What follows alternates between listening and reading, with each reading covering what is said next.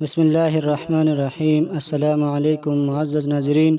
خباب ابن الارت رضی اللہ تعالی عنہ سابقین اولین میں سے ہے۔ کہا جاتا ہے کہ چھٹے مسلمان ہے۔ دار ارقم میں داخل ہونے سے پہلے مشرف باسلام ہوئے۔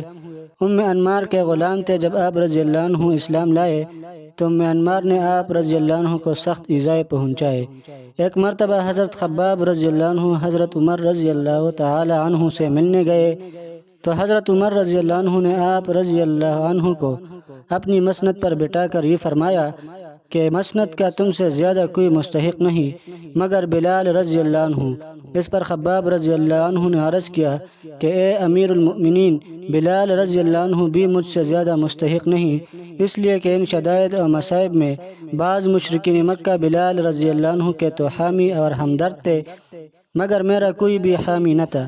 ایک روز مشرکین مکہ نے مجھ کو دگتے ہوئے انگاروں پر چت لٹایا اور ایک شخص نے میرے سینے پر اپنا پیر رکھ دیا تاکہ جنبش نہ کر سکوں اور پھر کرتا اٹھا کر پشت پر برس کے داغ دکھلائے۔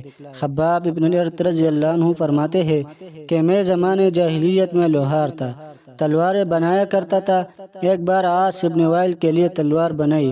جب قیمت کے تقاضے کے لیے آیا تو عاص ابن وائل نے یہ کہا کہ میں تم کو ایک کوڑی بھی نہ دوں گا جب تک محمد صلی اللہ علیہ وسلم کا انکار نہ کرو۔ خباب رضی اللہ عنہ نے کہا اگر تو مر بھی جائے اور پھر زندہ ہو تب بھی محمد صلی اللہ علیہ وسلم کا انکار نہ کروں گا۔ عاص نے کہا کہ کیا میں مرنے کے بعد پھر زندہ کیا جاؤں گا؟ خباب رضی اللہ عنہ نے فرمایا ہاں۔ عاص نے کہا جب خدا مجھ کو موت دے گا اور پھر دوبارہ زندہ کرے گا اور اسی طرح مال اور اولاد میرے ساتھ ہوگا تو اس وقت تمہارا قرض ادا کروں گا۔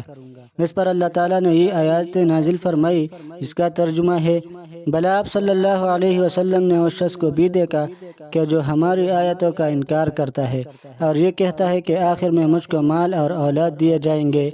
کیا وہ غیب پر مطلع ہو گیا ہے یا خدا تعالیٰ سے کوئی عہد کیا ہے؟ ہرگز نہیں، بالکل غلط کہتا ہے۔ جو بھی زبان سے کہتا ہے ہم اس کو لکھ لیتے ہیں تاکہ قیامت کے دن اس پر حجت قائم ہو اور اس پر عذاب بڑھاتے چلے جائیں گے۔